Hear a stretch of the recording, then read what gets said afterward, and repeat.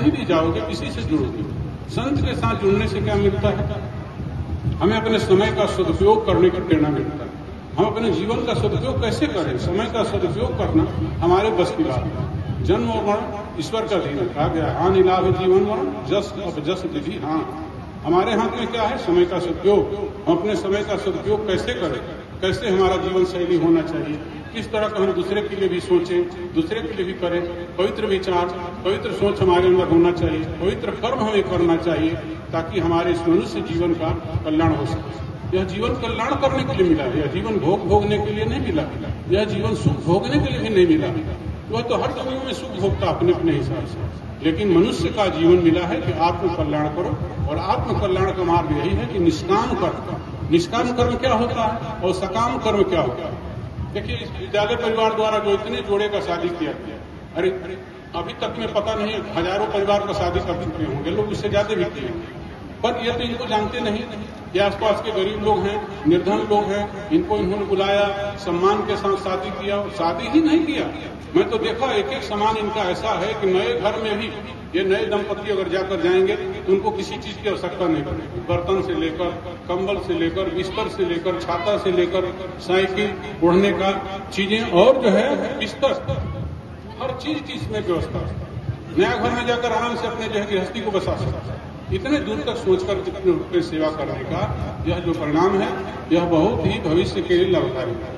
तो यह इस प्रकार से इन्होंने जो सेवा किया, कि सेवा निष्काम यही है, क्योंकि ये जानते हैं कि ये लोग इनके काम नहीं आएंगे, बेचारे कहाँ कहाँ के अपने अपने घर चले जाएंगे। सकाम तो यह होता है जो सिर्फ अपने बाल बच्चों के लिए वह क्या करता है?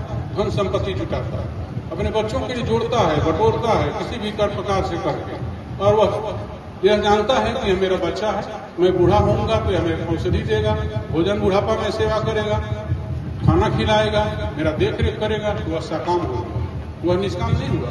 तो सकाम लेकिन निष्काम यही अंतर होता है कि जो निष्काम सेवा होता है वह हमारे अंतःकरण को पवित्र करता है।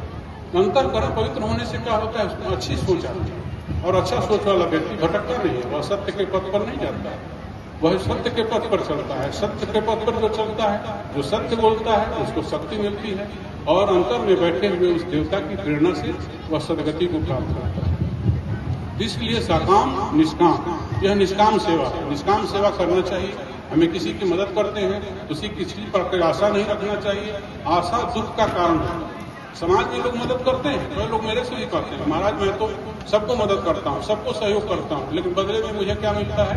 दुख मिलता है। मैं कहा कि बदले में आपको दुख नहीं मिलता, बदले में तो सुख और आनंद मिलता है, लेकिन आप आशा रखते हो, आशा ही दुख का कारण होता है। आप सोचते हो कि इसका मैं मदद किया हूँ तो यह मेरे दुख में भी मदद करेगा, यह दुख का कारण है। आप मदद कर रहे हैं, दुख नहीं है, मदद करके उससे अपने दुख में मदद की आशा रखते हैं। जबकि आशा तो आपको राम जी से रखिए, भगवान से आशा रखिए, भगवती से आशा रखिए। आप जब अच्छा कर्म कर रहे हैं तो दूसरे को जो दुख दूर करता है उसका दुख स्वतः ही वो ईश्वर दूर करता है, इसमें कोई संशय नहीं है। तो इस भाव से हमको समाज के उन लोगों पर सेवा करना चाहिए, अपने घर परिवार से ऊपर उठकर अपने आस पड़ोस में रहने वाले जरूरतमंद लोगों के लिए हमें सोचना चाहिए, उनके लिए भी कुछ करना चाहिए। अब यह नहीं है कि जिसके पास धन होगा वही सेवा कर सकता है। यह भी एक लोगों में जो है बहुत गलतफहमी है कि धन नहीं है तो हम सेवा कैसे करेंगे। अरे धन से सेवा नहीं होता है। बड़े बड़े धनवानों को भी हम देखते हैं कुछ नहीं करते हैं, सिर्फ अपने लिए सोचते हैं। धन बटोरते बटोरते करोड़ों रुपया करके, अरबों रुपया करके चले जाते हैं। यहाँ से लेकर क्या जाते हैं? कुछ नहीं, खाली हाथ जाते हैं। खाली हाथ आए थे, प्रारब्ध लेकर आए थे, खाली हाथ यहाँ से जाते हैं। इसलिए हमें जो ऐसा काम करना चाहिए कि वह जो है हमारे सांस जा सके। तो सेवा किससे होता है? भाव से होता है, सिर्फ धन से सेवा नहीं होती। आपके पास धन है लेकिन आपके पास हृदय में भाव नहीं है, आपके पास पद है, आपके पास अधिकार है, लेकिन आपके पास हृदय में भाव नहीं है, तो आप सेवा नहीं कर सकते हैं।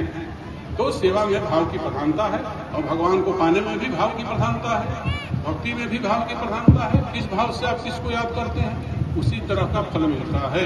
इसलिए मैं आप लोगों से कहूंगा कि इस परिवार द्वारा जो अनुकरणीय पहल होता है, इसमें आसपास के क्षेत्र से आए हुए लोगों को भरपूर इसका सहयोग लेना चाहिए और इसमें योगदान करना चाहिए कि गरीब परिवार को आप दूर दूर से खोज कर लाकर यहाँ नाम दिखा देना चाहिए, ताकि अगले बार इनको भी जो है सेवा का अवसर प्राप्त हो सके और उन गरीबों का कल्याण हो सके।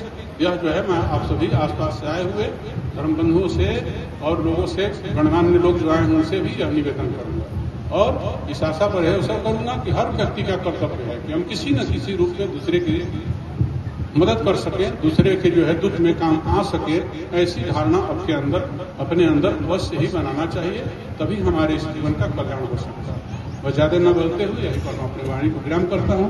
आप लोग बैठे हुए उस ईश्वर को, भगवान को प्रणाम करता हूँ। जय मां।